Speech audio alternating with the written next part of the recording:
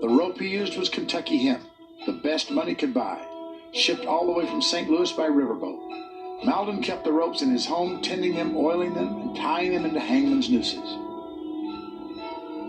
Judge Parker and his executioner set up an assembly line of justice, hanging as many as 6 men at a time on a scaffolding they called the Gates of Hell. Throughout the West, at Fort Smith and elsewhere, public hangings had a circus-like atmosphere to them. For many, a necktie party was the best show in town. In a country where there was very little entertainment, hangings sometimes provided that kind of entertainment.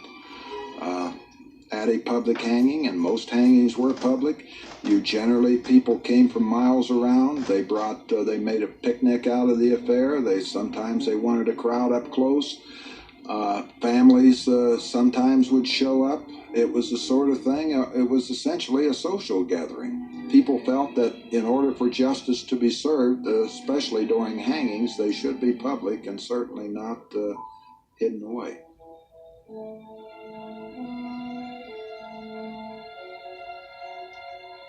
Another famous Western judge was Roy Bean. Although he was nowhere near as lethal as Judge Parker, Bean did become a legend in Texas.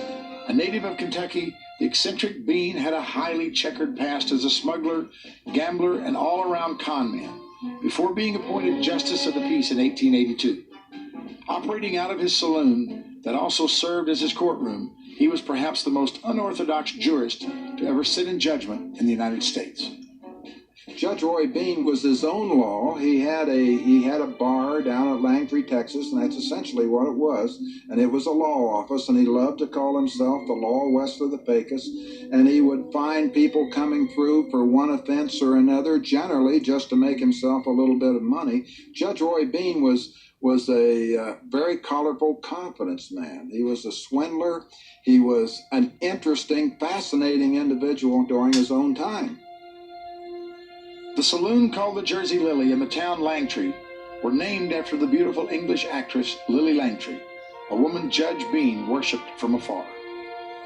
The good judge was also known to have some poetry in his soul, especially when he was handing down verdicts against cattle rustlers. You've been tried by 12 good men who have said you are guilty. Time will pass and seasons will come and go. Spring, with its waving green grass on every hill and every dale. Then sultry summer, with her shimmering heat waves on the baked horizon. And fall, with her yeller harvest moon, and the hills growing brown and gold under the sinking sun. And finally, winter, with a land mantled with snow. But you won't be here to see any of them, not by a damn sight, because it's the order of this court that you be took to the nearest tree and hanged by the neck till you're dead. You lying, rustling son of a billy goat.